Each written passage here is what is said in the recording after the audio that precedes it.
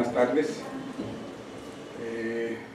Vamos a continuar con la sesión, ya con la conferencia final de esta sesión presencial, y en esta ocasión me da muchísimo gusto recibir a la maestra Elisa Bonilla Ríos. La maestra Bonilla es la directora general de Desarrollo Curricular de la Subsecretaría de Educación Básica y fue una pieza clave en la elaboración del nuevo modelo educativo para educación básica y por supuesto antes de eso pues todo el trayecto de puesta en marcha de los programas que se construyeron a partir de la reforma educativa del 2013, los programas que se construyeron para responder a los mandatos constitucionales. Entonces, la maestra Bonilla tiene una muy amplia experiencia, particularmente en desarrollo curricular y desarrollo de materiales, métodos educativos, desde hace muchísimos años. Muchísimos me refiero porque pues, es una de las personas con la mayor experiencia de ello en el país. Cuando se creó la Subsecretaría de Educación Básica en la reforma del 92, tú entraste a la Subsecretaría en 93, la primera directora de Materiales y Métodos Educativos. Entonces, de 93 yo entré a la Subsecretaría en el 2002, la maestra Bonilla muy generosamente se quedó en esa administración y estuvo del 2001 hasta el 2006, ya en 2006 se salió, pero siguió trabajando en materiales, en el desarrollo de materiales educativos, libros de texto, y bueno, pues ahora regresó no a la dirección de materiales, pero a la dirección de desarrollo curricular. Entonces, pues Elisa, muchas gracias, es una gran amiga, es una gran maestra. Yo tengo que admitir que lo que sé de currículum y materiales lo aprendí de mis años trabajando con la maestra Bonilla. Entonces es una gran maestra y le agradezco, y por supuesto una gran amiga a quien le agradezco mucho que haya aceptado participar con nosotros este día. Y entonces pues sin más te dejo la mesa. Pues muchas gracias a Lorenzo Gómez Morín, a Flaxo. Es siempre un privilegio y un placer estar aquí en las sesiones presenciales de la especialidad de Política y Gestión Educativa, la EPIGE, que ya se ha ido haciendo realmente pues un espacio de muchísima reputación y muy importante para la formación de profesionales en políticas públicas, específicamente en educación. Así es que gracias. La invitación de Lorenzo es precisamente a que compartamos el día de hoy los detalles del nuevo plan y programas de estudio para la educación básica. A este plan y programas de estudio le hemos llamado Aprendizajes Clave para la Educación Integral. Les cuento un poquito, ya entrando en materia, que dentro de la ruta de la reforma educativa básicamente destaco estos 5 aspectos: los fines de la educación, el nuevo modelo educativo, los planes y programas, la capacitación a los maestros y los materiales, digamos como el corazón pedagógico de la reforma. Específicamente yo les voy a platicar de 3 de estos aspectos más. Del nuevo modelo en general, pues estoy trabajando uno, que también debería decir que es el nuevo modelo, pero no en general, porque el nuevo modelo tiene 5 grandes apartados y el curricular es el primero, entonces vamos a hablar solamente del primero.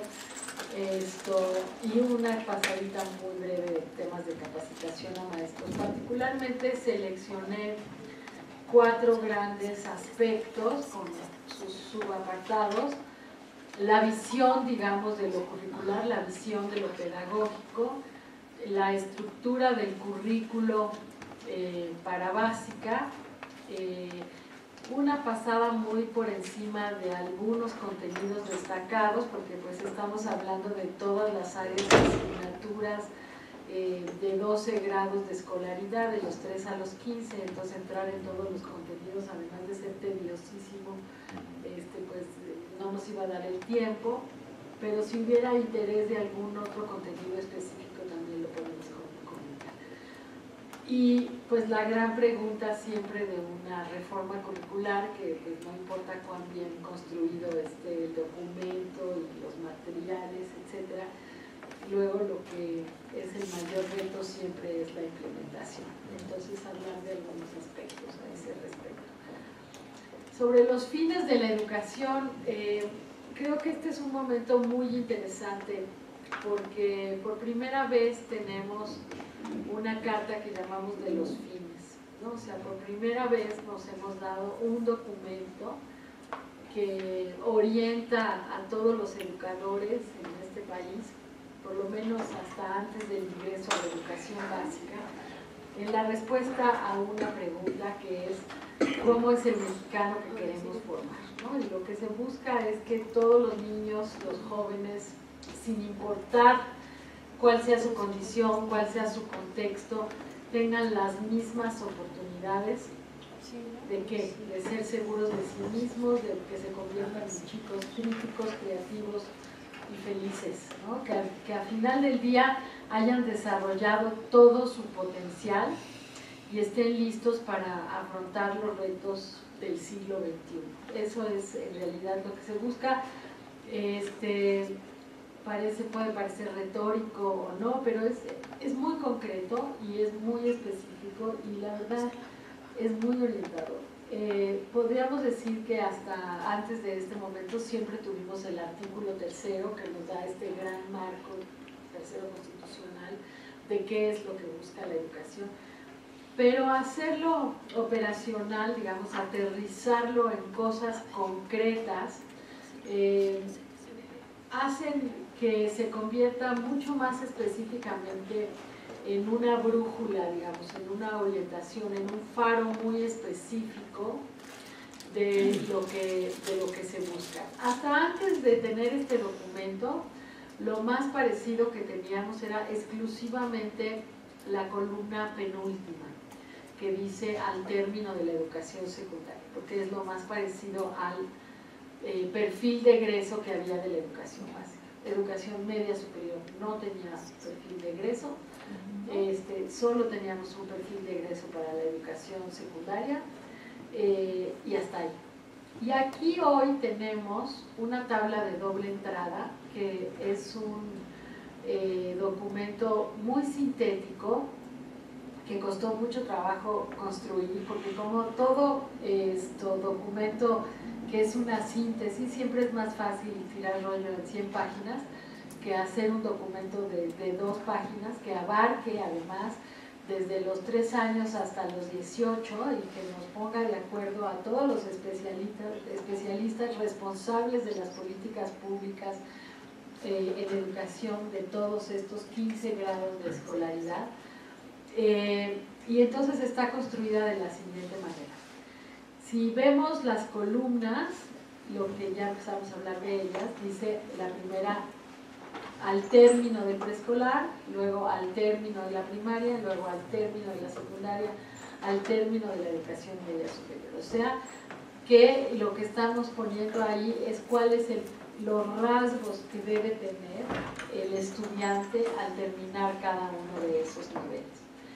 Y la otra parte muy importante tiene que ver con los renglones, que son los ámbitos en los que se decidió establecer esos perfiles de egreso, esas características que deben desarrollar los estudiantes en el trayecto de los 15 grados que tiene hoy la educación obligatoria en México. No los voy a leer en este momento porque los vamos a ver un poquito más adelante. Yo les invito a que la descarguen, la conozcan, independientemente del nivel en el que estén ustedes trabajando, les va a servir. Sí.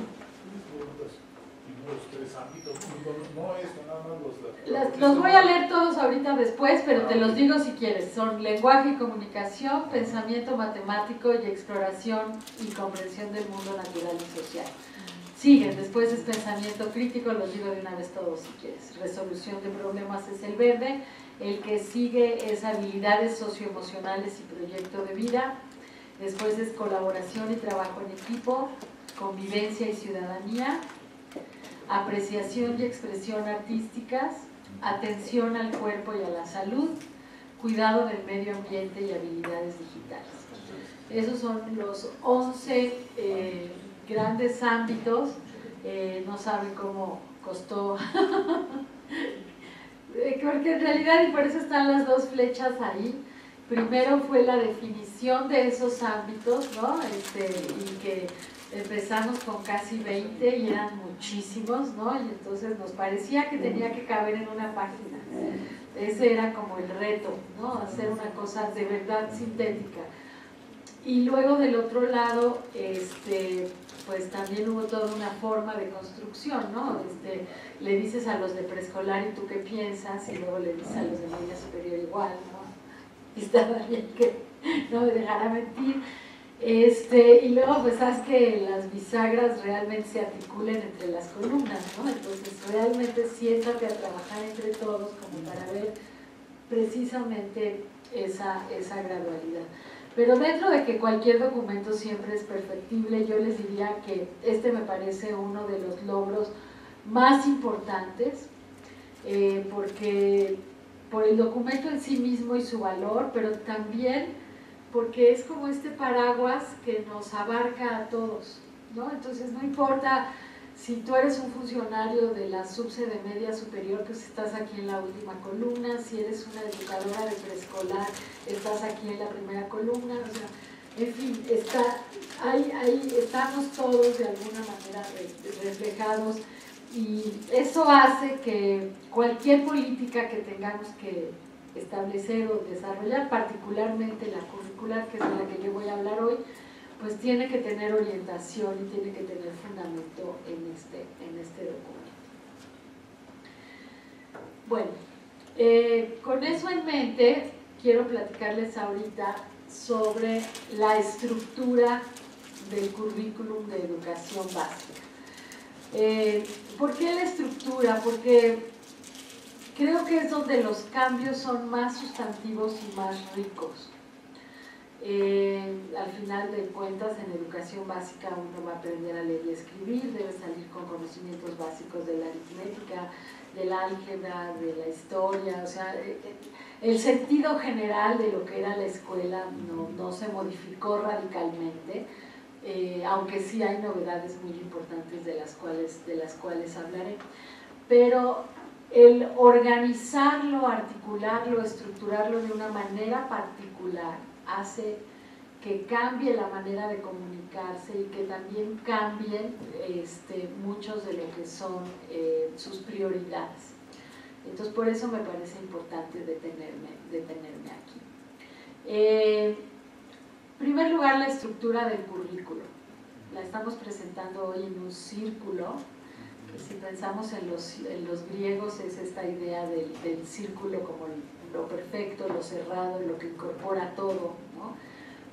Porque estamos buscando la educación integral. Ahí en el centro dice aprendizajes organizados en 3 componentes curriculares para la educación básica, para el desarrollo integral, ¿no? Y estos 3 componentes, que es casi como 1/3 cada uno, dice formación académica, desarrollo personal y social y autonomía curricular. Y esos 3 son los que dan sentido al currículo. Voy a pasar espero que este video sirva, y que nos describa precisamente esto no tiene sonido.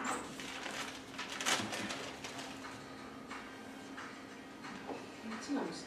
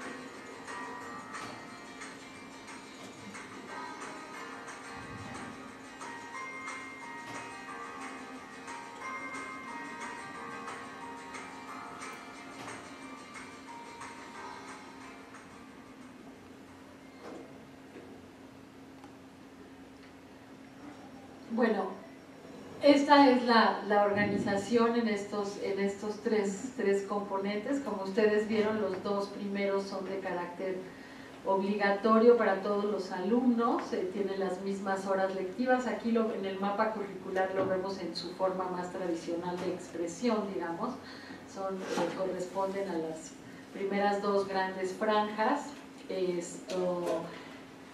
esas son iguales para todos a nivel nacional. En el último ámbito, que es el de la autonomía curricular, que hablaremos de él un poquito más adelante, se está atendiendo a necesidades e intereses individuales de los alumnos, con horas lectivas variables dependiendo de la extensión de la jornada escolar de cada escuela.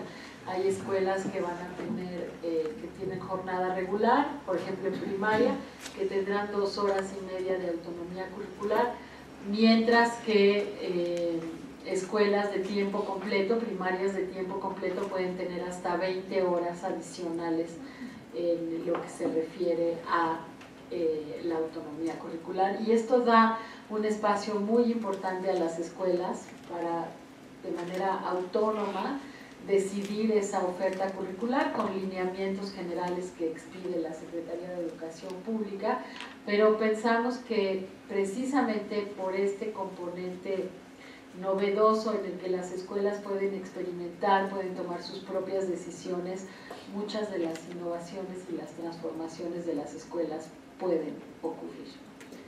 Hablaremos de eso un poquito más adelante.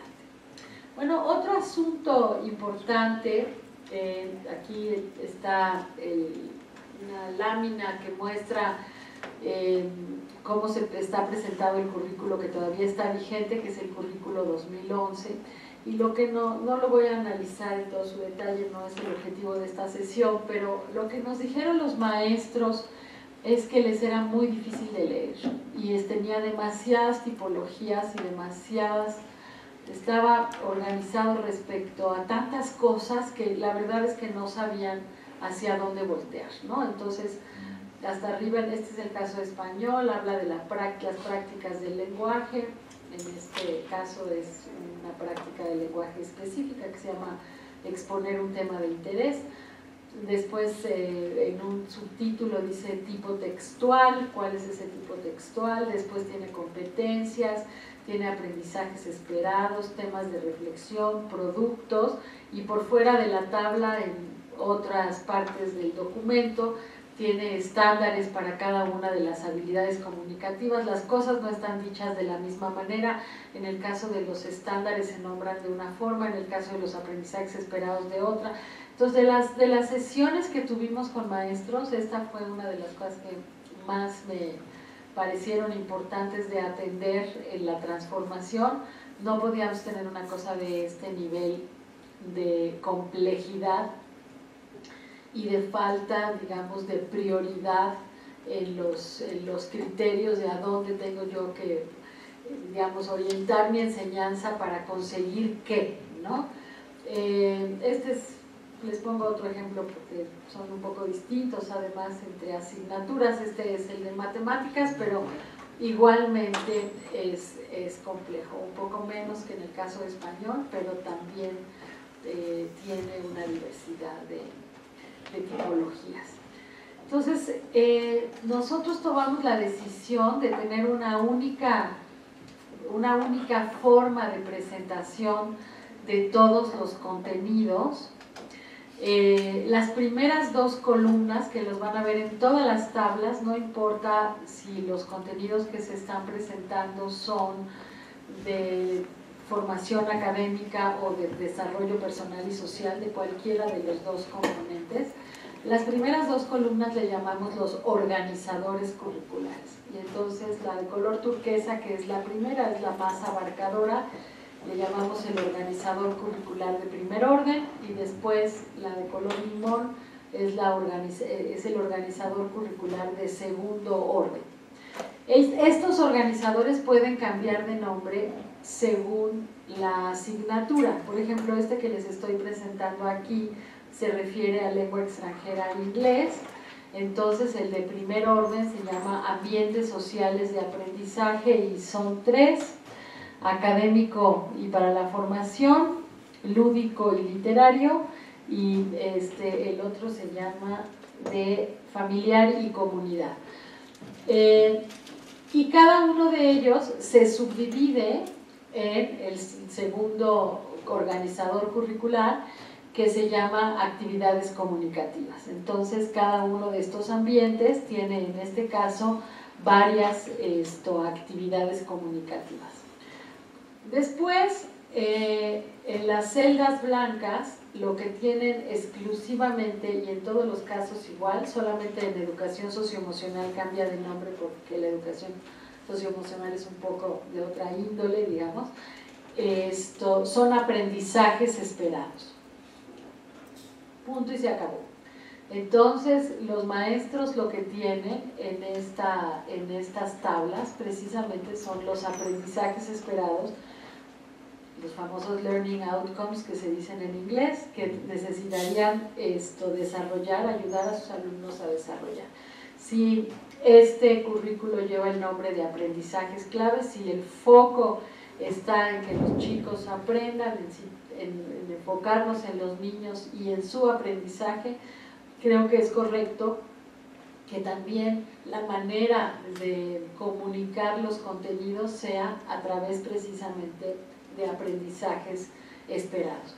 Los aprendizajes esperados siempre están redactados de la misma manera, que es en la tercera persona del singular, es una manera de decir el alumno, ¿no? Y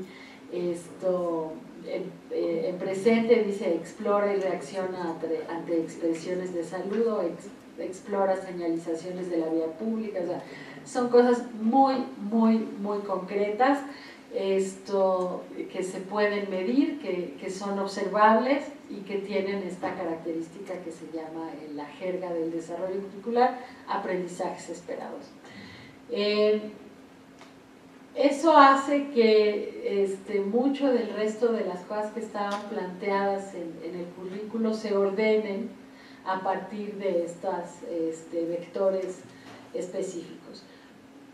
Otro asunto que importa no solamente es el de la sencillez en la comunicación, también es el de la articulación en la información. Curiosamente, el currículo 2011 se nombra el currículo de la articulación de la educación básica. Sin embargo, está presentado como en general todos los planes y programas en el pasado por grado, entonces uno nunca logra ver cómo se articula un grado con el que sigue. Aquí en este plan de estudios planteamos lo que llamamos tablas de dosificación de contenidos, en las cuales siempre están fijos las primeras dos columnas, siempre son las mismas, y entonces no importa si uno está ubicado en la columna de preescolar o en las siguientes. En el caso de primaria ponemos solo 3 por ciclos, primero y segundo grado, tercero y cuarto, quinto y sexto, y luego los 3 grados de secundaria, lo cual nos permite ver para cualquiera de esos renglones, como en el caso de la tabla de los fines, cómo se va avanzando gradualmente para los organizadores curriculares que pusimos en un principio. Aquí lo vemos con un poquito más de detalle. Este es el caso de español. Escogí en español el primer organizador curricular, se llaman ámbitos, hay varios ámbitos, y el segundo son prácticas sociales del lenguaje. Escogí una específica que dice aquí intercambio oral de experiencias y nuevos conocimientos. Si acercamos un poquito más la vista, vemos ahí para preescolar hasta segundo ciclo de primaria cómo se va avanzando en ese conocimiento, cómo se empieza en preescolar con cosas muy simples. Ya el primer ciclo hace una primera exposición de un tema, el niño o la niña, con ciertos carteles de apoyo. Después ya va haciendo unas presentaciones más desarrolladas hasta terminar, en el caso de la secundaria, con la participación en una mesa redonda o un debate. Entonces uno puede ver de manera muy concreta, clara, cómo está dada esta articulación. Entonces estas tablas de dosificación muestran precisamente esa gradualidad en los aprendizajes.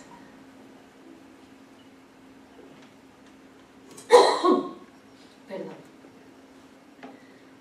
Después, además de las tablas de dosificación, que nos dan este panorama general de lo que se está buscando, que son como una gran foto sintética, tenemos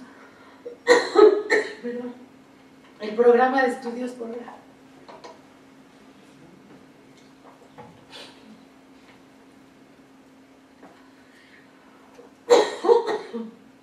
Me atacó la tos. Ahorita se me pasa.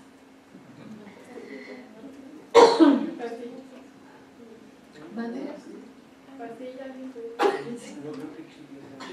Un chicle, sí, perfecto. A ver, en el caso de los programas por grado, gracias.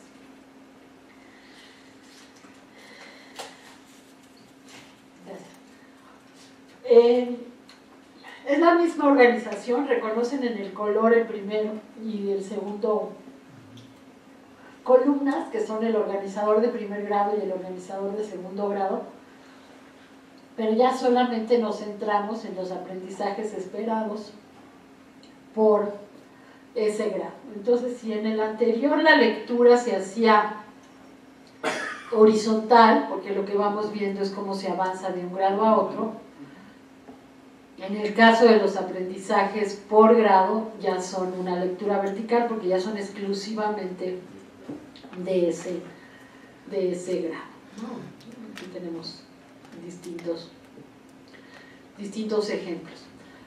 Una última cosa aquí que me importa mucho es comentarles que a veces se plantea que una reforma curricular es de borrón y cuenta nueva, aquí hay que volver a empezar con todo, y eso siempre es falso. La verdad es que una reforma curricular que tire todo a la basura y empiece de cero, yo no conozco ninguna.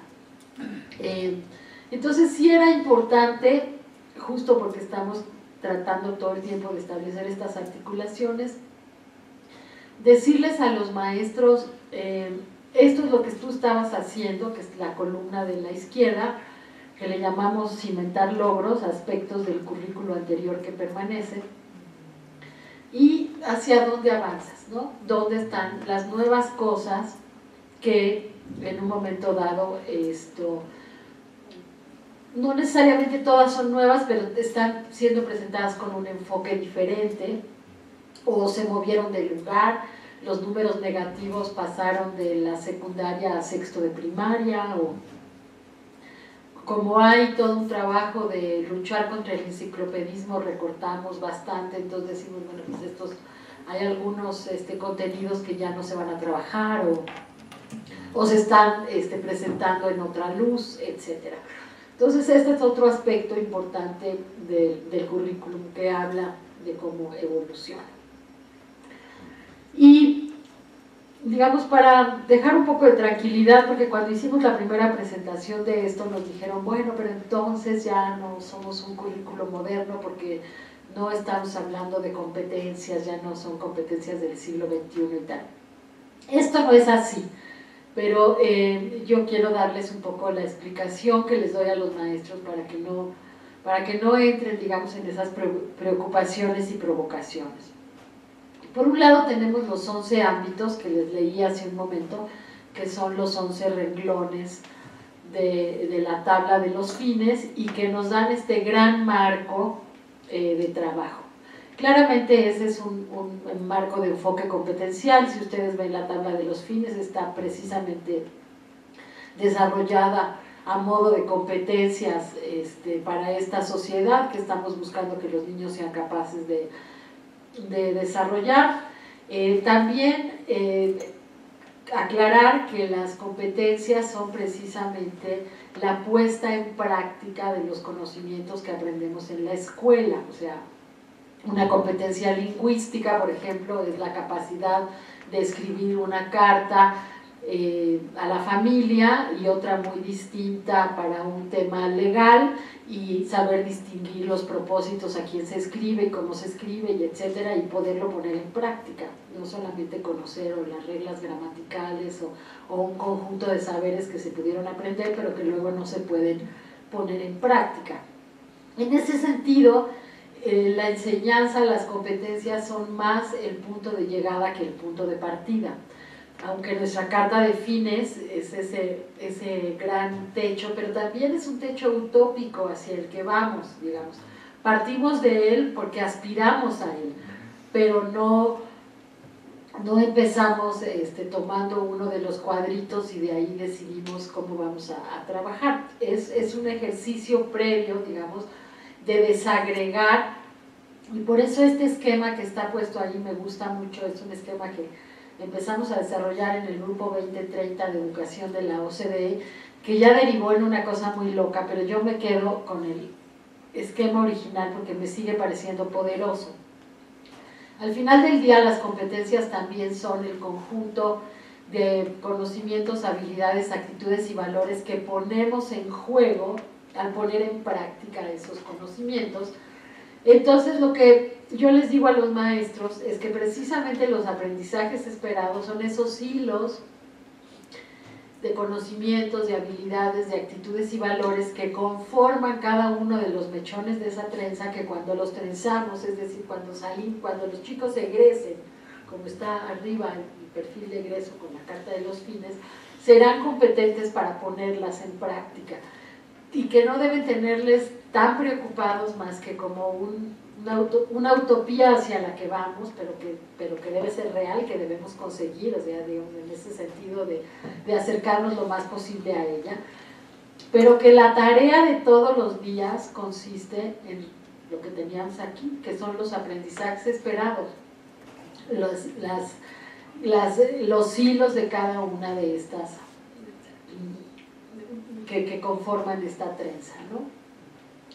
Y de esta manera bajar un poco la preocupación de que el haber quitado de las tablas todos estos estándares y competencias y jerga más moderna, no parezca que nos estamos alejando de lo que no es. En realidad sigue siendo esto, en absoluto rigor, un currículo dentro de lo que es la modernidad de los currículos establecidos dentro de las competencias de aprendizaje para el siglo XXI.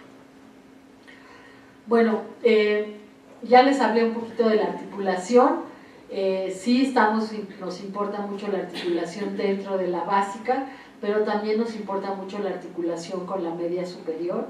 Hoy tenemos hasta los 18 años los 15 grados de educación obligatoria.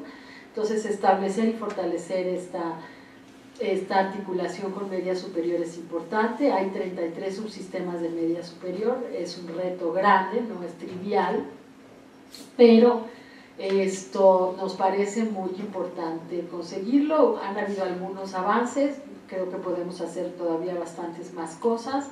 Los especialistas por lo menos se sentaron, intercambiaron los documentos, ¿no?, para ver que la bisagra funcionara. Algunas cosas se movieron hacia media superior, otras bajaron, pero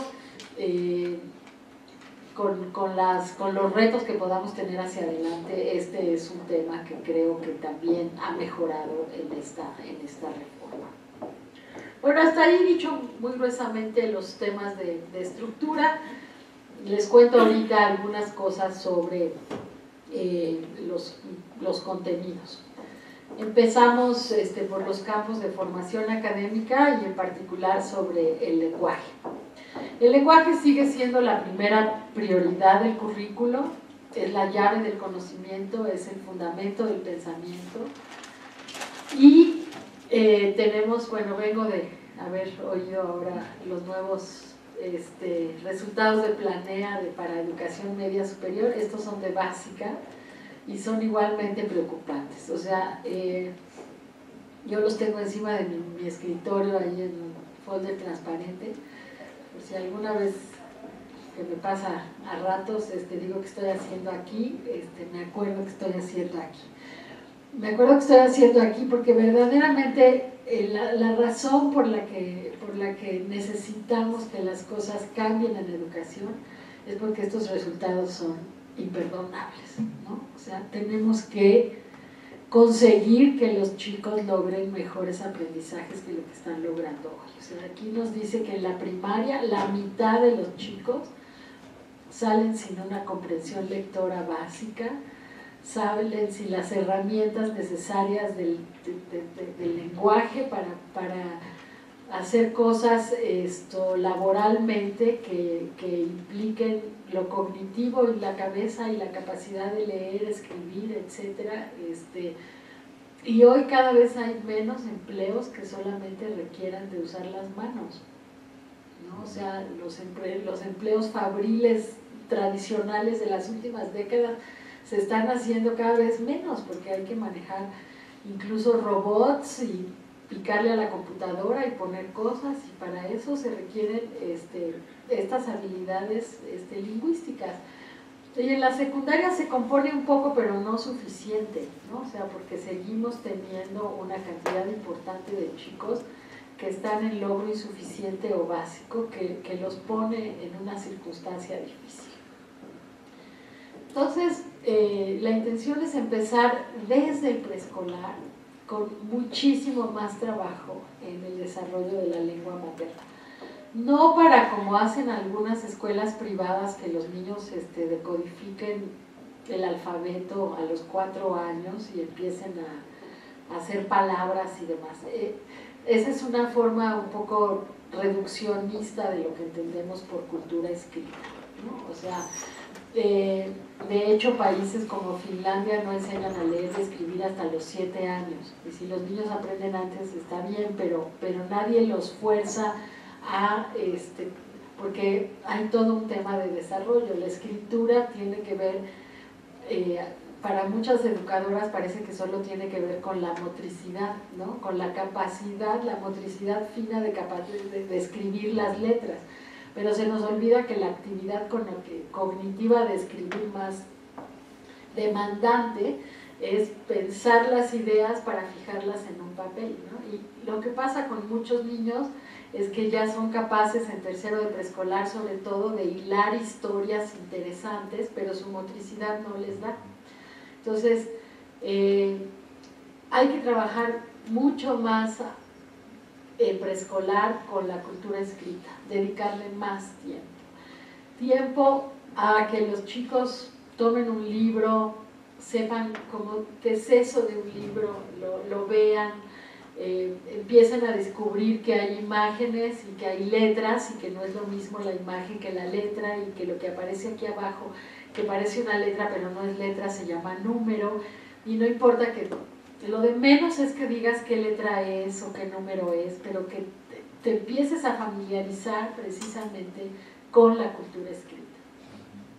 Es muy importante que escuchen a los adultos leer en voz alta. Es muy importante que les dejen hablar y ordenar sus ideas, que les cuenten a sus pares acerca de distintas historias, pero particularmente lo que vieron en los libros. Y una cosa que para mí es poderosísima y que cuando se hace bien da un orgullo a los niños y los ayuda muchísimo, que es que escriban mediante el dictado, que es lo que hacían los analfabetas cuando iban a la Plaza de Santo Domingo a dictar una carta. Porque quien escribía esa carta es quien la dictaba, no quien dibujaba la letra, ¿no? Los amanuenses pues prestaban su letra para escribir la carta que estaba en la cabeza y en el corazón de la persona que venía a dictarla. Y eso se hace con los niños también, y son experiencias muy potentes que permiten a los niños irse acercando de una manera muy fuerte a la cultura escrita, a la lengua escrita, que no cuando nada más hacemos mame, mi, momu y dibujamos unas cuantas letritas y parece que ya estamos escribiendo. Eso viene después, y viene después porque necesitamos de una motricidad fina, porque necesitamos de otra serie de cosas, y a veces les interponemos la dificultad de la escritura digamos, de la caligrafía a los niños y les generamos muchísimos problemas. Entonces hay que darles mucho tiempo. Se utilizan ahora, por ejemplo, muchos alfabetos móviles, de manera que los niños puedan escribir cosas, o incluso en la computadora empiezan a descubrir las letras y no tienen la dificultad de tener que irlas dibujando. Luego es importante que las dibujen, porque lo que está pasando cada vez más es que nuestras generaciones tienen caligrafías más ilegibles, ¿no? Y ese es un problema no menor. Después, por eso en preescolar estamos haciendo un planteamiento de que los niños reciban 2 libros cada uno literario y otro informativo, pero distintos, cada quien su propio libro, digamos, de forma que en primer grado haya 15 y 15 literarios, 15 informativos, 20 y 20 en segundo y 25 y 25 en tercero. En total una biblioteca de preescolar de 120 títulos, 60 literarios y 60 informativos, en una dinámica en la que si los niños intercambian los libros, los leen de diversas formas, como que la educadora les lee en voz alta, o lean solo su material, o lo lean compartiéndolo con algún compañero, o se lo lleven a casa. Al final de los 3 grados habrán leído, en la manera que se lee en preescolar, 120 libros. Y esto es, digamos, una acción compensatoria muy fuerte para llegar al primero de primaria con una experiencia de la cultura escrita muy, muy rica.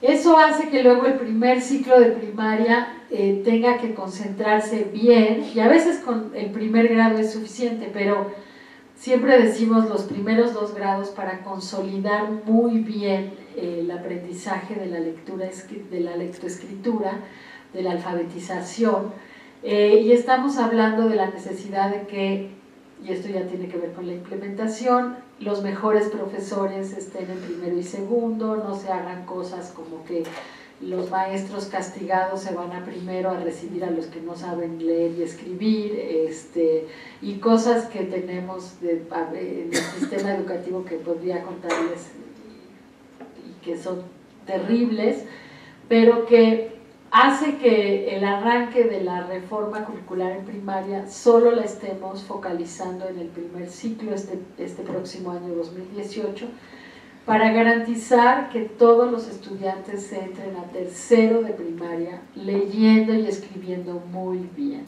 porque eso yo creo que sí va a empezar a revertir los resultados que estamos viendo en Planea. Los niños que están en la parte del círculo de la gráfica de Pi, del 50% que no comprende lo que lee, son niños que llegaron a tercero de primaria sin leer y escribir bien. Y eso se arrastra con el fracaso escrito en la frente de ahí para adelante, a media superior, sin duda. Lo platicaba hoy en la mañana con Bakov mientras veíamos las cifras, porque pensamos que es algo que se va a resolver después. Miren, no les dije, pero la definición de aprendizaje clave es aquello que fundamentalmente solo se puede aprender en la escuela. Entonces, un aprendizaje clave es precisamente la lectoescritura. Y luego no se logra hacer en ningún otro lugar, y ya tenemos una barrera que no logramos sacar. Entonces, estos años son críticos y tenemos que verdaderamente darles la atención que merecen. Y en el resto de la primaria y secundaria, pues se trata de que los chicos sigan leyendo con regularidad, adquieran estrategias de lectura y comprensión, escriban con agilidad y propiedad distintos tipos de texto, sobre todo desarrollen su capacidad para investigar y organizar información, para argumentar y fundamentar sus argumentos, y para exponer en público las ideas propias con coherencia y con soltura. Y luego vienen las matemáticas, que también lo que se busca es que los chicos encuentren las matemáticas del entorno cercano, afronten el reto de resolver problemas y usen las matemáticas para modelar la realidad, disfruten de las matemáticas. Aquí están los resultados de Planea. 2 de cada 3 alumnos que egresan de secundaria apenas pueden hacer algunos cálculos que son aritméticos de la primaria, y lo que vi hoy en el INE para educación media superior es que tampoco resulta que hacen álgebra en media superior. Entonces es una catástrofe. O sea, si no logramos desde la primaria tener un dominio real de la aritmética y de un conjunto, de un desarrollo, digamos, de conceptos clave, de aprendizajes clave, esto pues se sigue reproduciendo. O sea, no encontramos un lugar donde atajarlo. Y yo digo que la única manera de atajarlo es que los chicos aprendan lo que tienen que aprender en el grado que lo tienen que aprender. Y si no lo aprenden en ese grado, entonces tenemos que entrarle, y parte de la autonomía curricular tiene que ver con ayudar a los alumnos a compensar y a nivelar lo que les falta, darles oportunidades también de que hagan fútbol y teatro y otras cosas, pero que ahí tengan espacios de recuperación, porque si no se recuperan, pues pasa esto.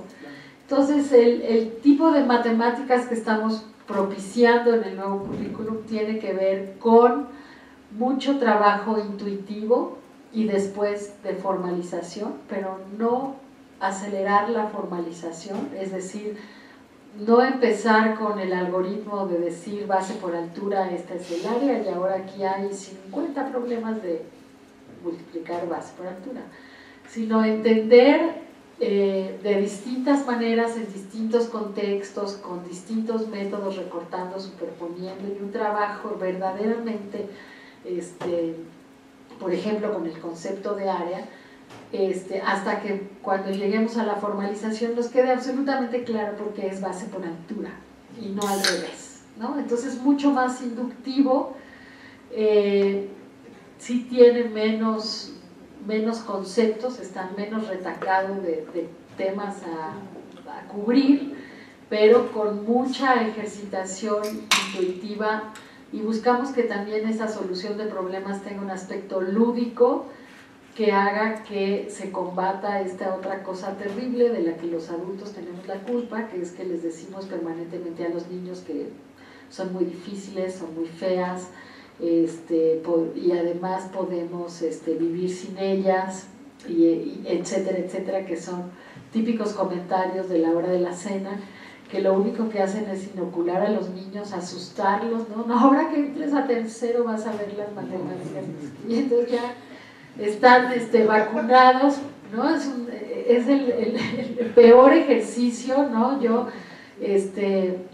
y lo hablo muy seguido con los maestros, y les digo, y si se te dificulta, ve a buscar al maestro de quinto, de sexto, que te eche la mano, y tú échale la mano en otra cosa, pero no le arruines la vida a los niños porque a ti se te dificultan las matemáticas, ¿no?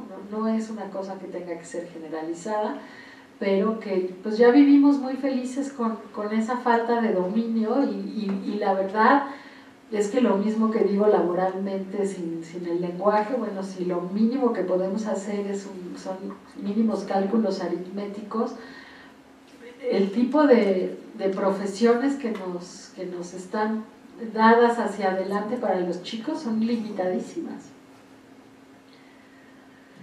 Bueno, en el caso de la exploración y la comprensión del mundo natural y social, tiene mucho que ver con el desarrollo de la curiosidad, la capacidad de indagación que se alimenta desde preescolar. Los primeros años de vida, de verdad es que son unos preguntones, quieren saber todo por qué, y no sé cómo hacemos para acabar con la curiosidad de los chicos, que es tan innata, pero lo que se trata es que se mantengan como sujetos activos, pensantes y con una enorme capacidad de aprender. Entonces hay muchas oportunidades en el currículo con proyectos, investigaciones. Tenemos una cosa novedosa que se llaman las UCAs, unidades de construcción de los aprendizajes, que están ubicadas en historia, que tienen precisamente un esquema así. Un planteamiento de un problema. En cada grado escolar hay 2 UCAs planteadas, que son investigaciones a desarrollar a lo largo del ciclo escolar, paralelamente con el aprendizaje de la asignatura.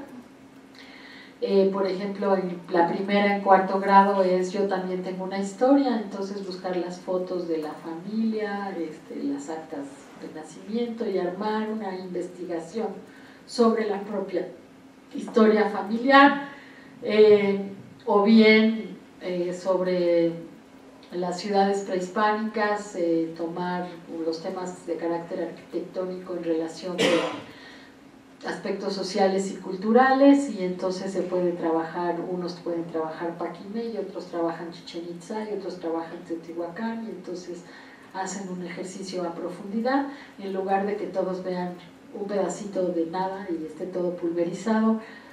Estamos buscando mucho más este trabajo de investigación. También mucho debate e investigación para temas de convivencia y ciudadanía, en la necesidad de que aprendan a dialogar, a ser empáticos, a tomar decisiones, a saber argumentar cuando no se está de acuerdo con el otro y desarrollar el juicio ético. Eso es, digamos, el gran planteamiento de lo académico. Luego vienen las áreas de desarrollo personal y social.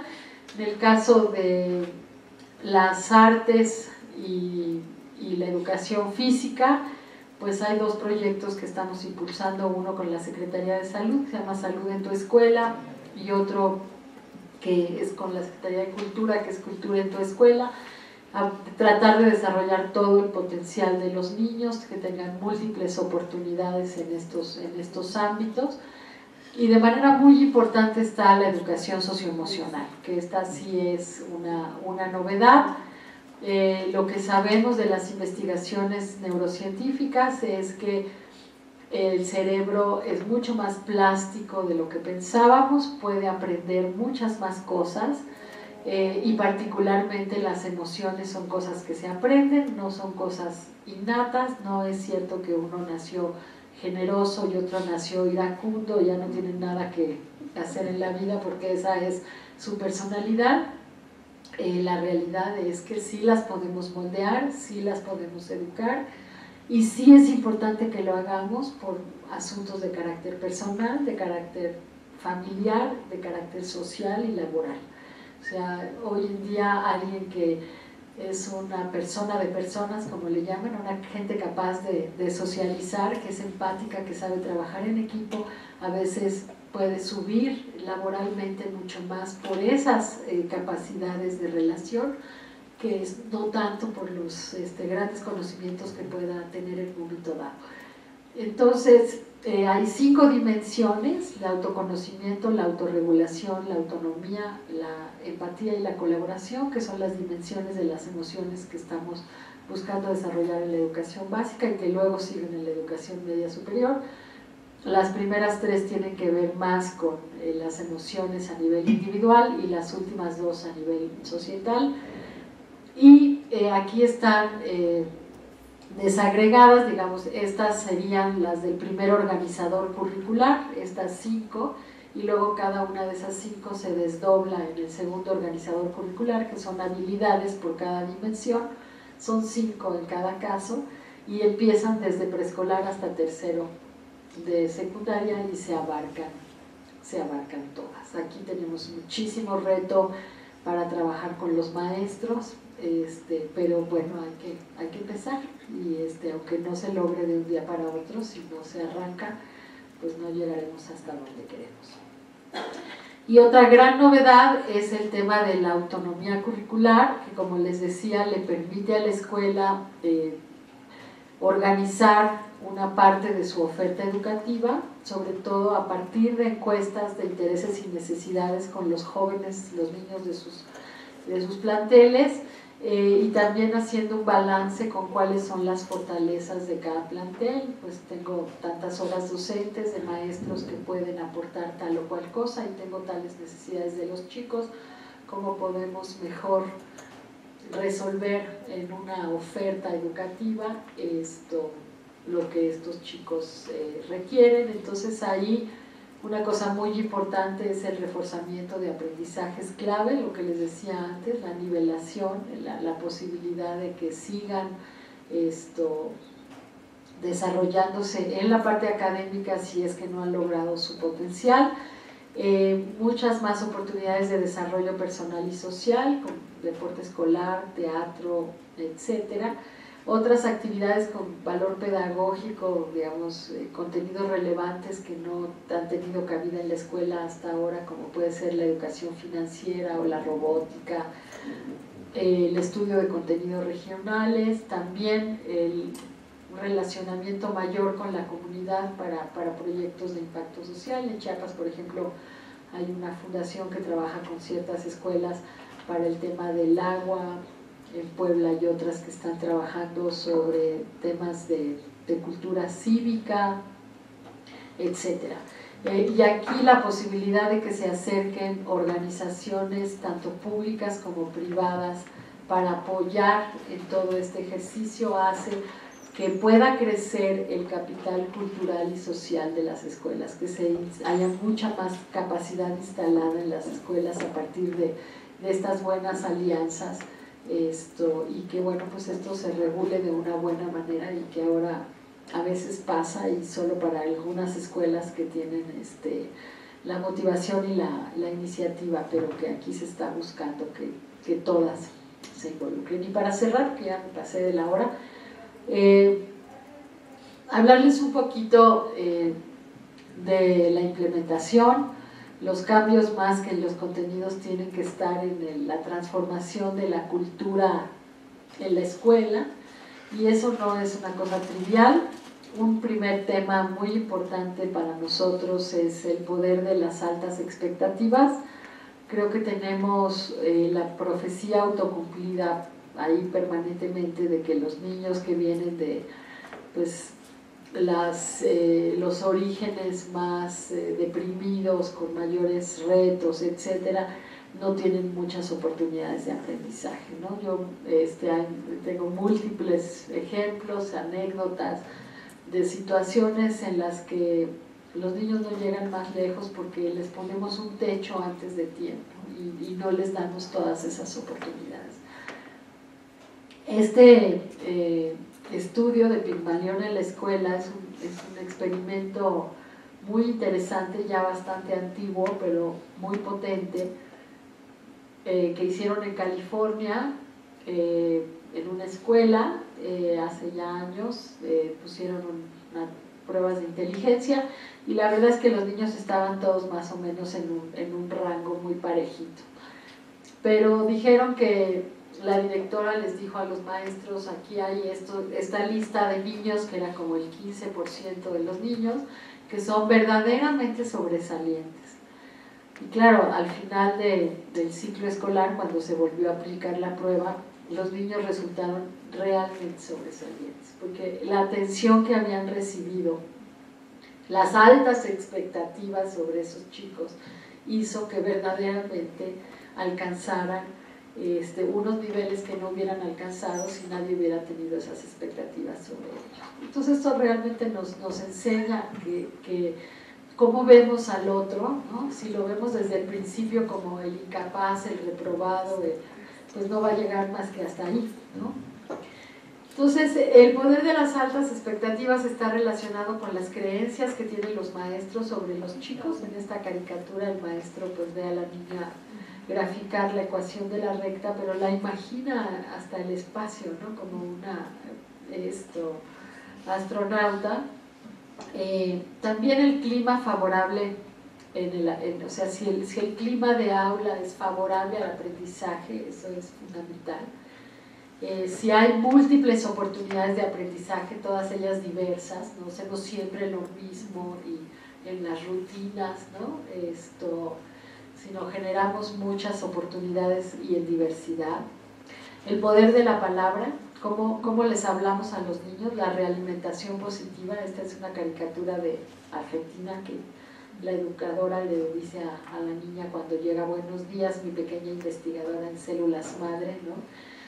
O bienvenido Oscar al mejor director, o la señora astronauta. Esta idea de que nosotros podemos realimentar a los niños de forma positiva, o estarles recordando todo el tiempo lo que hacen mal y no lo que podrían hacer bien, y sobre todo algo que es muy importante. Tengo una maestra en Tepic que es fantástica, que el primer día que entra a clase les dice a los niños, los aprende a decir que van, ¿a dónde van? Van al éxito, ¿no? Y los niños dicen, cuando los saludan en la mañana es, ¿a dónde vamos?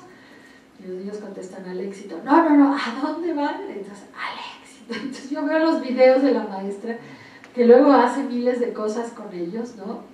Pero están en una zona súper deprimida, con montones de broncas. Las historias que te cuentan de la escuela son increíbles, pero se la vuelven a encontrar 2 años después en la calle y le dicen, yo voy a llegar al éxito, maestra. Y a mí me sacan las lágrimas, verdaderamente, porque los convenció de que pueden ser otra cosa, ¿no? Y creo que eso es muy importante, o sea, que sí, los maestros nos tenemos que tomar en serio este asunto de que cuando entramos al aula no es nomás la inercia de lo que hay, sino lo que podemos hacer con los estudiantes que tenemos enfrente, ¿no? Entonces esa suma de cosas, las creencias, el clima, las oportunidades, la realimentación positiva, lo que puede generar los buenos resultados. Y ahí hay 2 videos de YouTube que hablan más a fondo de esto, que se los dejo por si les interesa. Otras cosas a cambiar en el aula es que los maestros los tenemos que ver en esta nueva tarea, dándole mucho más la palabra a los chicos, siendo menos los únicos responsables por enseñar, sino en un ejercicio de los 14 principios pedagógicos que lo que hablan es de una forma de enseñar centrado en el aprendizaje, en la cual hay muchas preguntas que no tienen respuesta inmediata, que no tienen respuesta fáctica, que hay que ir a investigar y que hay que apoyar a los chicos a investigar. Si queremos que verdaderamente desarrollen su pensamiento crítico, sus capacidades cognitivas superiores, no podemos sistemáticamente hacer preguntas que todas tienen una respuesta que están ahí a la vista en el libro de texto, ¿no? Y ¿cuántas partes tiene la célula? ¿Cuáles son las fases del proceso? Y pues hay una respuesta única. Y esto en los medios es lo que se ha dicho, que la SEP está contra la memorización, porque bueno, no es tanto estar contra la memoria per se, que es una parte importante del intelecto, sino contra esta visión de que solamente se aprenden una serie de hechos que están en los libros para presentar en un examen y que se pueden olvidar en el momento en el que uno presentó el examen y pasar a lo que sigue, que lo que necesitamos desarrollar en realidad son habilidades que luego podamos poner en práctica fuera, y para eso, fuera del aula. Y para eso necesitamos poner a trabajar bastante en la cabeza y lo que necesitamos que en el aula ocurra es poner a trabajar la cabeza. Eso requiere de mucha planeación de los aprendizajes y de muy buenos ejercicios de evaluación, cosa que hoy, por lo menos en básica, pasa poco. El maestro llega con el libro de texto en la mano y cree que con seguir las lecciones del libro de texto ya cumplió con la planeación y la evaluación. Eso no es así. Si queremos que los niños aprendan, tenemos que anticipar cómo se ve el aprendizaje y tener herramientas para medir si realmente ocurrió o no ocurrió, y esos 2 asuntos pues son precisamente ejercicios de planeación y de evaluación. Bueno, y hasta aquí ya con esto termino. Estas son las fases de entrada en vigor. Como les decía, en formación académica en primaria solo entra en primero y segundo, en secundaria entra en primero y en preescolar en los 3 grados, y luego al siguiente año los grados restantes. Y para las otras 2 componentes, que son desarrollo personal y social y autonomía curricular, ahí sí entramos de lleno a partir de agosto próximo. Estamos desarrollando estos materiales para los maestros.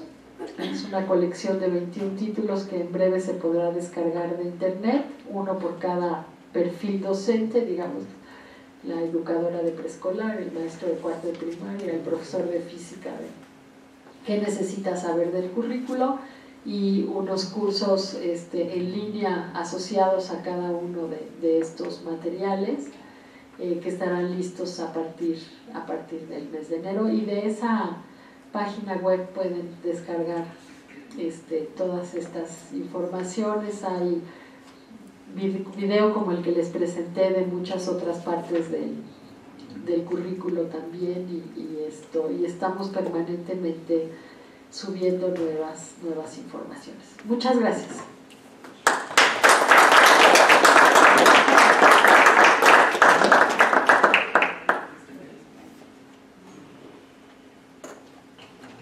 No sé si hay alguna pregunta. Lorenzo me dijo que teníamos espacio para preguntas, así es que si alguien quiere que le aclare algún punto, este es el momento, por favor. Se los paso. Gracias. Ya me adelanté, perdón. Sí, muchas gracias. Uy, pero ¿qué crees? No lo puedo sacar. Sácalo así. Bótalo así. Ándale.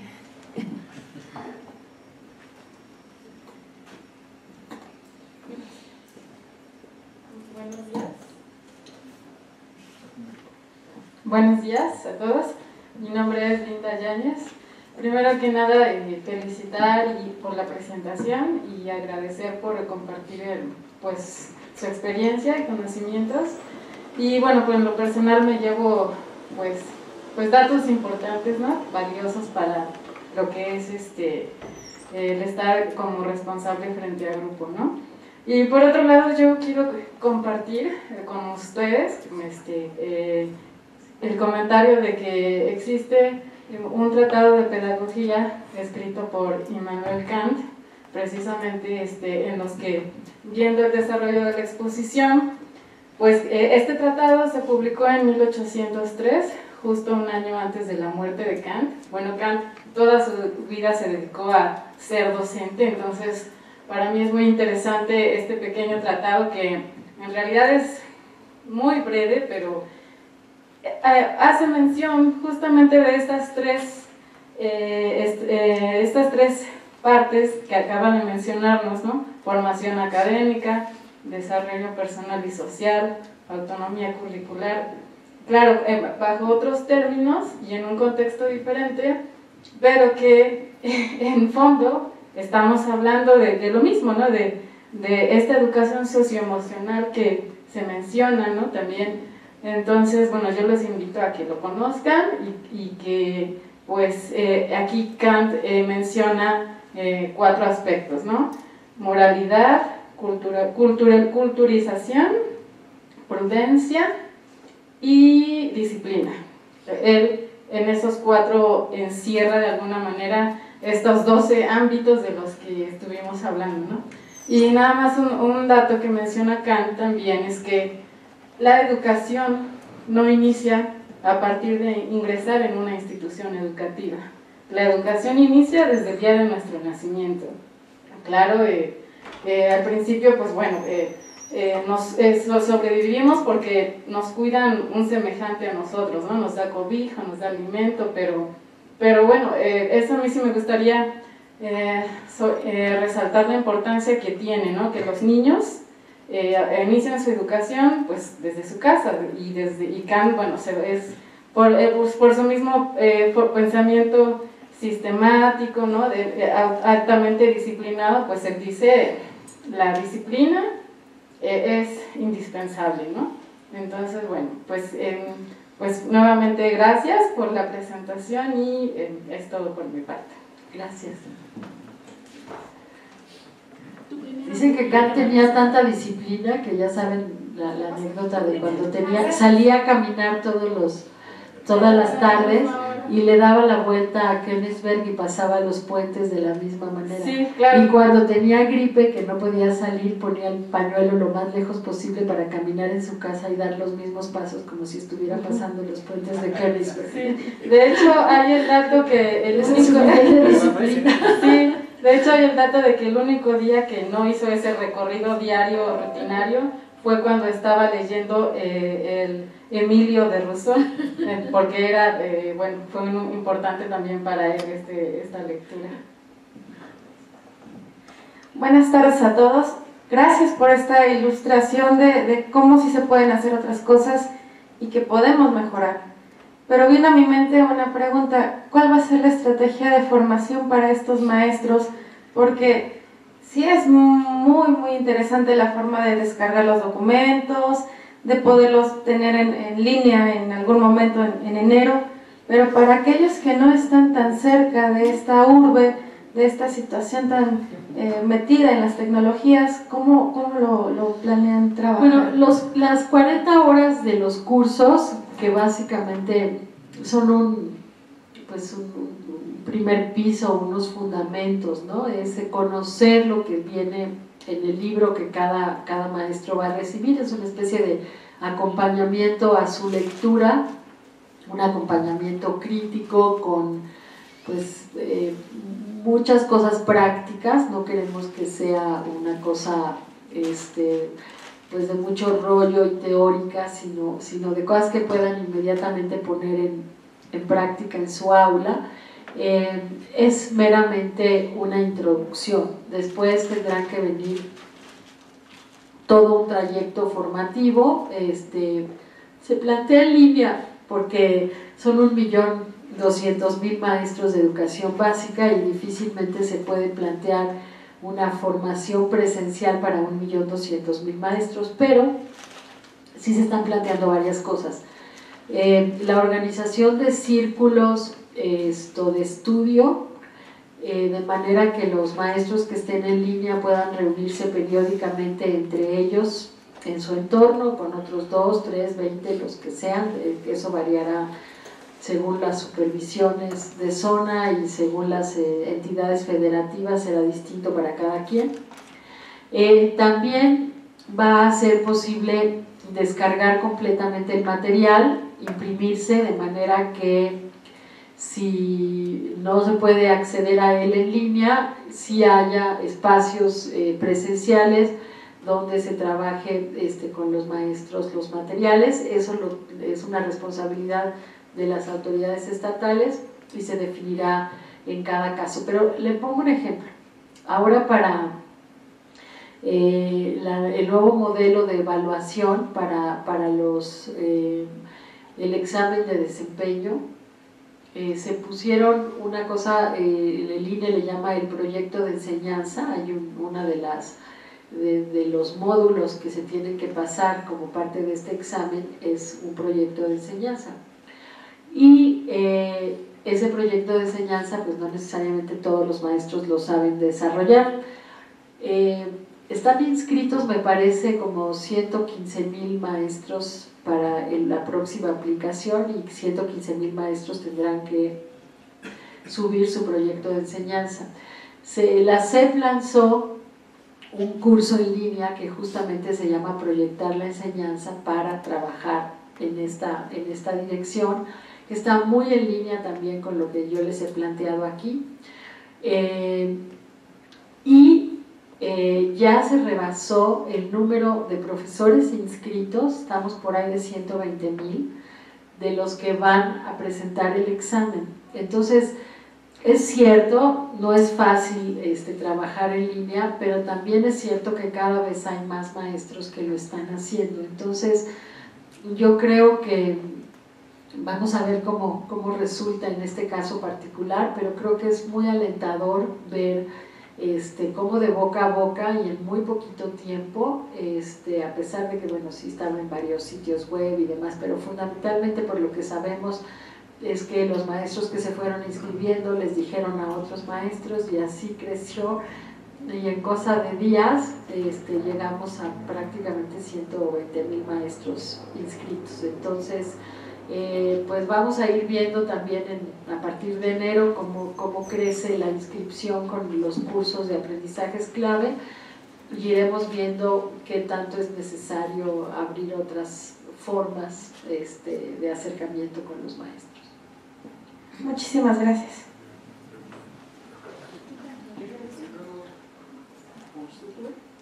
Sí, yo.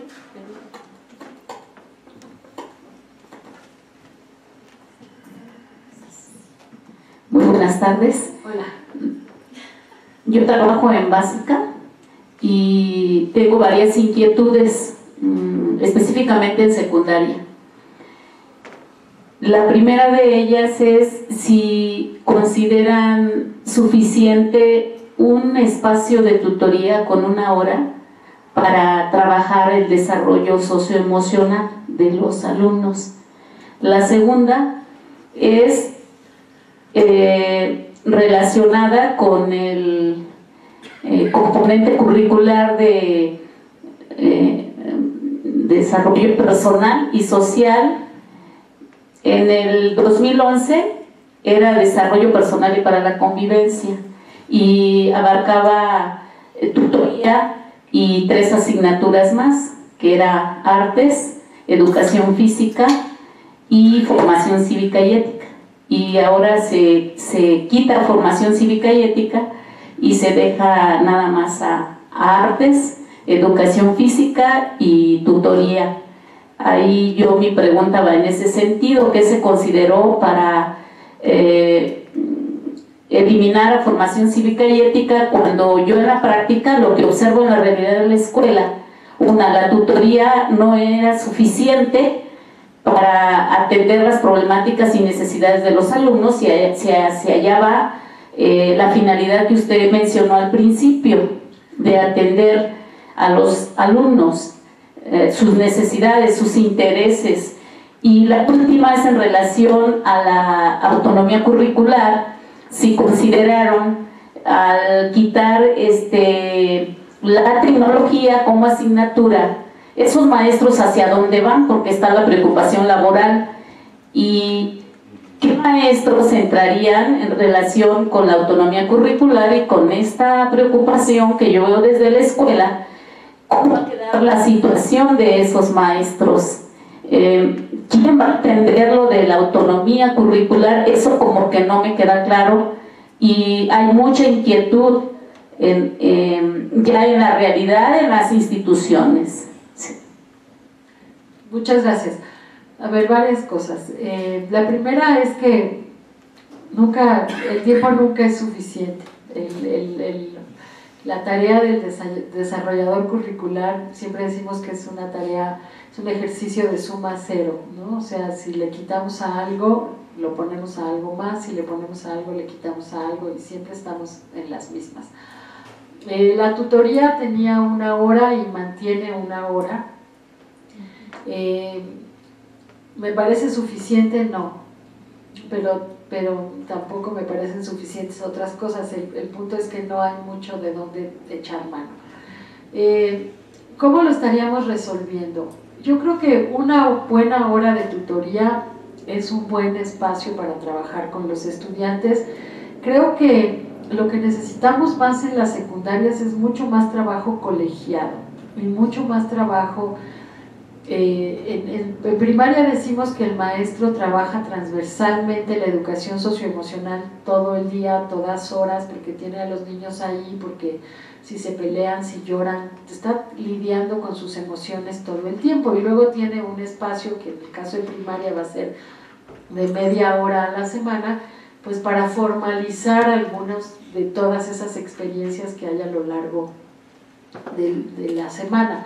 En secundaria sería un poco lo mismo, con la diferencia de que muchas veces el tutor no sabe qué fue lo que pasó en los otros grupos, porque no hay suficiente trabajo colegiado, porque no hay un espacio donde se reúnan todos los maestros de primero a hablar de los niños de primero.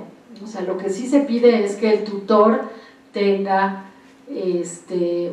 al grupo, no solamente para tutoría, sino que sea maestro de ese grupo en otra asignatura. Eso sí está establecido en los requisitos para ser tutor. Estamos pidiendo también que los maestros tomen, en el caso de secundaria, tomen todos el curso que va a haber para tutoría y no solamente los que son tutores, de manera que la información y la formación acerca del desarrollo socioemocional se vaya generalizando. Estamos trabajando también en la armonización de este currículo con el de las escuelas normales, y en las escuelas normales va a haber un espacio de formación para todos los maestros en formación en el tema socioemocional en todas las licenciaturas, no importa si es primaria, preescolar, secundaria, todos van a tener por lo menos 3 cursos en la formación socioemocional, tanto desde el punto de vista de sus bases neurológicas como de su puesta en práctica. Los profesores de telesecundaria, por ejemplo, arrancan en enero todos con el curso de socioemocional y después van a ir a tomar un curso específico para telesecundaria, pero el primero que van a tomar es el de educación socioemocional. Entonces sí se está buscando la generalización de ese conocimiento entre todos los maestros. La segunda pregunta, los profesores de tecnología y el tema de la autonomía curricular. A ver, hay una realidad que es así y no es una cosa que haya inventado la Secretaría de Educación Pública, específicamente con los maestros de tecnología. Hoy la educación es obligatoria hasta los 18 años. La secundaria dejó de ser nivel terminal. La razón de tener una modalidad de secundaria que ofrece un oficio adicional a los chicos para que salgan a trabajar dejó de ser una realidad. O sea, es un nivel intermedio, como lo vimos en la columna, ahí ya no hay ninguna razón. Ahora bien, todos los estudios que revisamos, y hay varios, y son muy interesantes, nos dicen que los oficios que se aprenden en las secundarias técnicas no se utilizan en la vida laboral.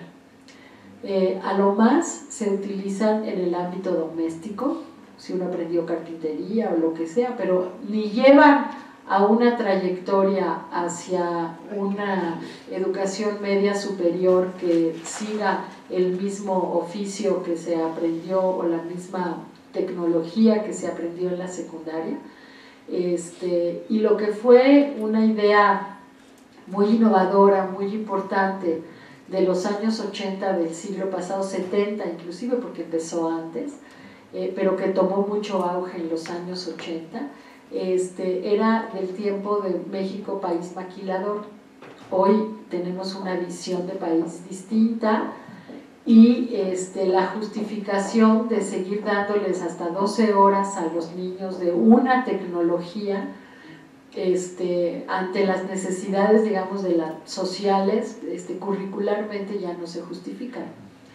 El tema laboral de los maestros es otro asunto y es un asunto muy respetable y por supuesto se les va a considerar a todos los maestros en su posibilidad de continuar laborando. Hay algunas tecnologías que se van a poder seguir ofreciendo como parte de la autonomía curricular, pero no con 12 horas, sino dentro de los nuevos lineamientos de la autonomía curricular, que habla de horas mucho más acotadas, de organización de varias edades en un mismo grupo, no más por interés que por un curso como tal. Y sí, la intención es que todos los maestros que tengan ese interés puedan pasar por algún tipo de reingeniería y aprender otras cosas para dar otras cosas, ¿no? O sea, porque esa es la realidad de hoy, o sea, la materia que daban ya no es relevante para la sociedad en la que vivimos y eso es así. O sea, estuve recientemente en Nuevo León y me decían, ¿y qué vamos a hacer con las vaquitas de las técnicas agropecuarias? Entonces, yo no digo que no tengamos preocupación por las vaquitas de las técnicas agropecuarias, pero nuestra preocupación antes que nada son los chicos que están en esas secundarias. Al platicar con ellos, nadie estaba trabajando, o sea, están en las zonas periféricas esta en particular que les cuento, en las zonas periféricas de Monterrey. Nadie seguía nada en el ámbito agropecuario y sencillamente hay pues la tradición y la inversión. Entonces, bueno, llegan los momentos para hacer estas renovaciones, y lo que yo hablo con los maestros es que es muy importante que esa renovación venga del interior mismo de la escuela, que la escuela misma se plantee qué hacer. En esta escuela que le comento, pues ya están hablando con el tecnológico que está a 2 cuadras, que es agropecuario, para ver si quiere sus vaquitas y todo lo que tenían y se lo van a pasar allá. O sea, desde mi escritorio es mucho más difícil darle soluciones a la multiplicidad de circunstancias que lo que puede ser una renovación interna, y particularmente con las técnicas que siempre han sido punta de lanza y que tienen mucho espíritu de cuerpo, etcétera. Creo que es muy conveniente que se haga una revisión al interior de las propias escuelas de hacia dónde renovarse. Y me he encontrado con secundarias técnicas fantásticas. La 1 de Jalisco está haciendo planteamientos muy interesantes. Los maestros ya están pensando en otras cosas. Hay el que toca la guitarra, el que hace y dejó su tecnología y está planteando otras posibilidades hacia la autonomía curricular. El asunto es si se ve con proactividad y la capacidad de insertarme en este nuevo escenario o si me veo como víctima de la reforma. O sea, se los digo con toda honestidad.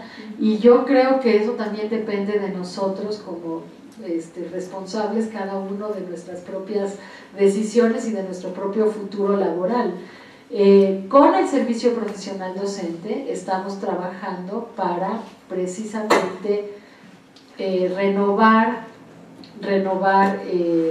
a ese cuerpo docente y que tenga nuevas capacidades a partir de las cuales también se les pueda evaluar. Y con todo respeto también habrá quien diga, pues yo ya acabé de estar aquí y prefiero irme a hacer otra cosa porque no me veo más que en relación con mi tecnología, ¿no? Y bueno, pues eso también es válido. Pero creo que de verdad que la autonomía curricular bien entendida son esos espacios de renovación que puede tener la escuela, y con una muy buena discusión interna y con comprender cuáles son esas fortalezas que a lo mejor no sabíamos que teníamos y que podemos traer y proponer. Hay muchas cosas que pueden empezar a cambiar para bien en la escuela. El asunto es que un director de una escuela así tiene que ayudar a generar esa discusión interna en esa buena dirección y no en la dirección pues más patética de la victimización, ¿no? Cuando al final del día, sin ofender a ningún profesor, porque todos van a mantener su situación laboral en términos profesionales intacta, pues el objetivo principal en un desarrollo curricular siempre son los alumnos, y esa es la realidad. Y había una tercera que ya no sé si contesté. La segunda era en relación de... lo de formación cívica y ética. Sí, perdón. Sí, la formación cívica y ética, a ver, se movió hacia la formación académica, pero en su espíritu original se mantiene. Si usted ve todos los ámbitos, tanto los dos organizadores curriculares, el tipo de actividades que están propuestas, sigue habiendo una relación muy muy estrecha con lo que puede ser tutoría. Se decidió que quedara dentro del campo de formación de exploración del mundo natural y social, porque allí se aprenden muchas cosas del mundo social en términos de las relaciones, y se dejó la parte de desarrollo específicamente a la parte emocional por hacer esta diferencia, pero pues deben seguir hablando como hablaban hasta ahora. Eso no tendría por qué cambiar. Pues muchas gracias. Al contrario. Creo que el reto está en la implementación. Absolutamente. Como usted lo señaló. Vamos a tener dos más. Doctora Elsa, buenas tardes. Mi nombre es David Vázquez Valenzuela, vengo de Durango. Llevo 10 años en el sistema educativo. En 2005 entré al sistema educativo secundaria. Me ha tocado la reforma 2006, 2011 y ahora me toca esta otra reforma. Sin duda veo que está mucho más simplificado lo que es esto de los aprendizajes y todo, sí era una lata. 2006 teníamos que construir competencias, 2011 se nos escondían las competencias, y bueno, ahora ya vemos esto un poquito más claro, sin duda. Número uno, me llama la atención esto de formar cursos, ¿sí? En esto del autoconocimiento, como dicen ustedes. Autonomía curricular. Ya eso va a ser un trabajo que sea al interior de las escuelas. Sí. Ya se está viendo el cómo, los cómo van a preparar a los maestros. Me llama la atención lo que decía la maestra del hecho de los talleres. La verdad, a mí se me hace muy, muy importante. Yo doy física elemental, y en un momento llegamos a proponer la integración de todas las materias, y nosotros consideramos como parte importante el taller de dibujo para el hecho de hacer un sismógrafo, de diseñar un sismógrafo, y en el hecho de, no me acuerdo qué otro taller, el hecho de carpintería, hacer el mentado sismógrafo. Entonces íbamos nosotros al taller y no tenía nada. Entonces, ¿cómo? Esa es otra realidad que sí, también hace que la simulación se imponga. Sí, sin duda. Entonces, hablamos de integración. ¿Cómo vamos a integrar conocimientos si nos falta el hecho de la manualidad especializada de acuerdo a cada taller? Sí, me llama la atención. También yo lo vería desde el punto de vista de, dada la tasa de deserción en secundaria, a partir de secundaria, de segundo de secundaria, el hecho de que no haya talleres, aunque sea, bueno, por lo menos ahí en Durango lo que se usa es que para las personas que desertan del sistema se van a las maquilas, y claro está, es lo primero por lo que se contratan en mecánica, en electricidad y todo eso. Entonces el hecho de dejarlo a un lado me causa problema, y quizás se pueda reutilizar esos maestros de taller para esos cursos de... Lo que se cambia, a ver, la posibilidad de que algunos de esos talleres se sigan impartiendo es completamente abierta. Lo que no está planteado es que los chicos salgan propiamente con un oficio o con un diploma que diga, este chico, además de tener el certificado de secundaria, tiene un diploma en carpintería, ¿no? Que puede utilizar, cuando además, como usted dice, no hay ni madera, ni clavos, ni tornillos, ni realmente hacen carpintería. Entonces, no es generalizado, hay una variabilidad enorme. Mientras hay algunas escuelas con unos talleres fantásticos, tenemos otras escuelas de mecánica automotriz con pues fierros de los años 90 que pues ya nada tienen que ver con los automóviles de hoy, etcétera, ¿no? Hay de todo. Por eso le estamos dando apertura a las escuelas, para que la escuela decida qué tipo de oferta quiere dar, y mucha de esa oferta puede ser usando manos, o sea, eso no está peleado. Lo que está peleado es que todas las horas, las 12 horas de una secundaria técnica, se usen todas en una sola tecnología. Eso es lo que no va a ser.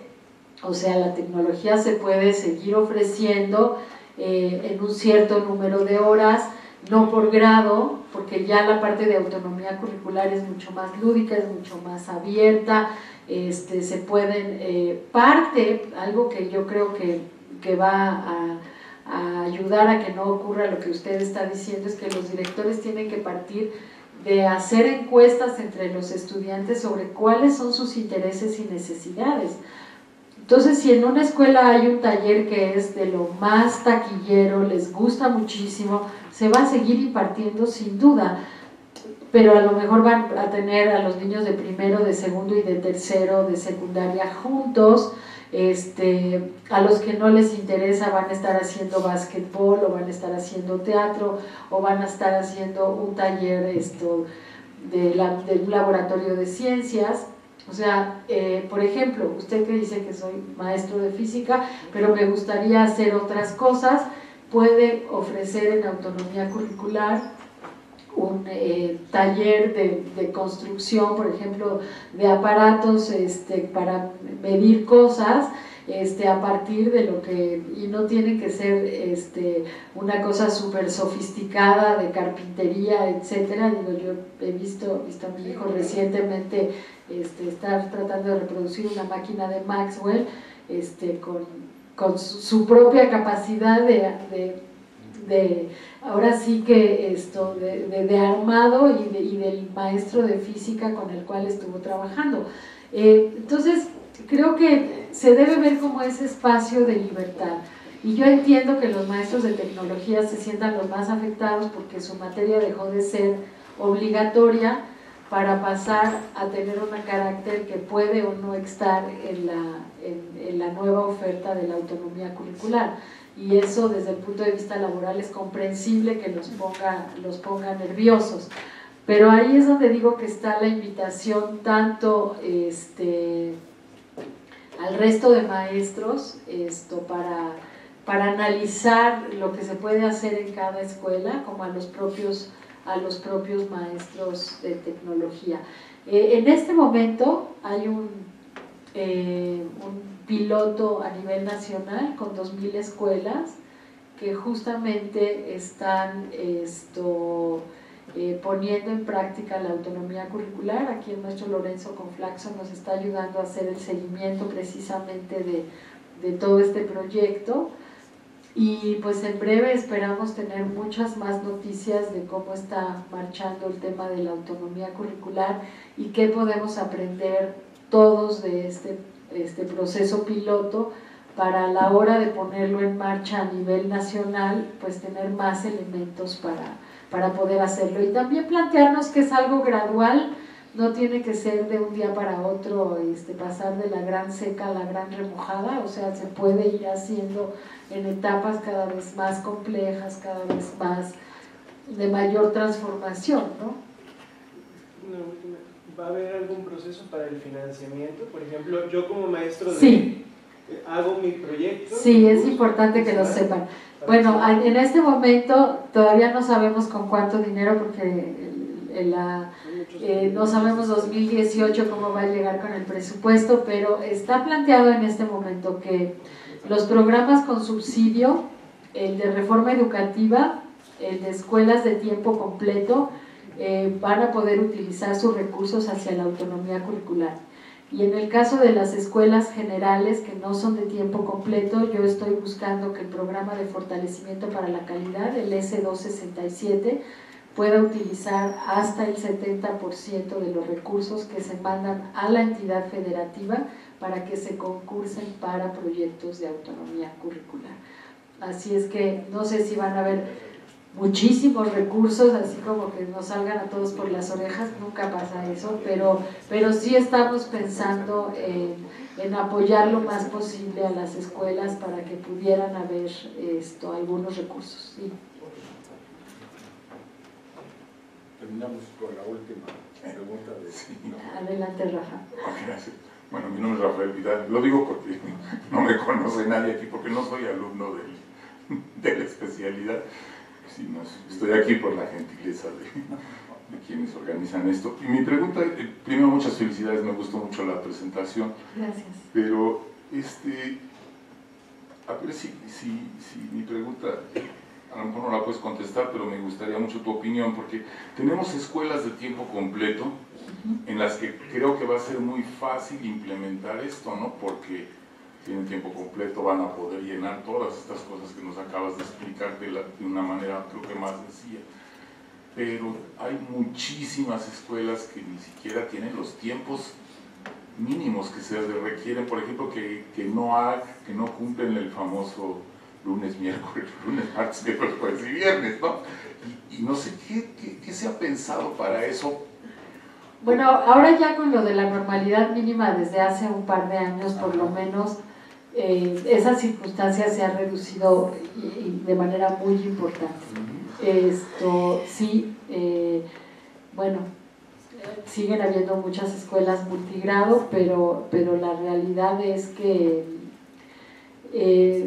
pues se supone que con la normalidad mínima de las escuelas es responsabilidad de los supervisores garantizar y de los directores que se abran las escuelas y que trabajen durante las horas lectivas que les corresponden. En fin, ha habido un trabajo tanto en básica como en media superior muy importante hacia ese respecto. Digamos, esta reforma educativa arrancó con ese mensaje muy importante a las escuelas. Hay 10, son 10, ya no me acuerdo, puntos de normalidad mínima, y eso tienen indicadores nacionales, con el proyecto de la escuela al centro. Hay reuniones del secretario con los gobernadores donde les enseñan sus cifras sobre los indicadores. Sí, el asunto se tomó con mucha fuerza.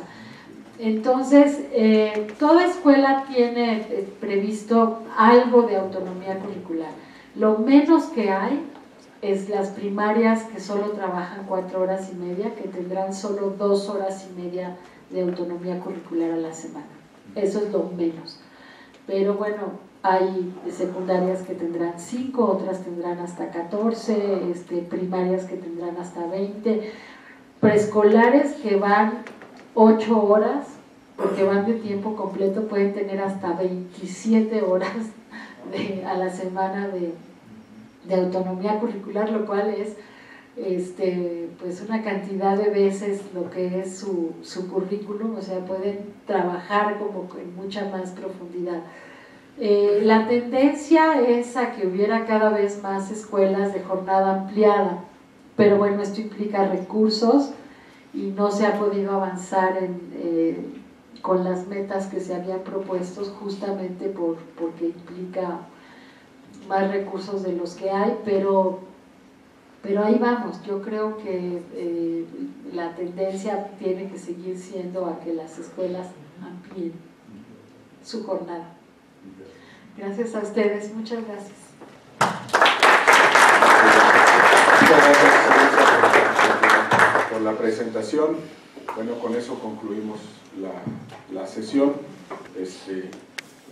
Viene la comida, así es que muchas gracias, Melissa, por tu participación. Gracias a todos.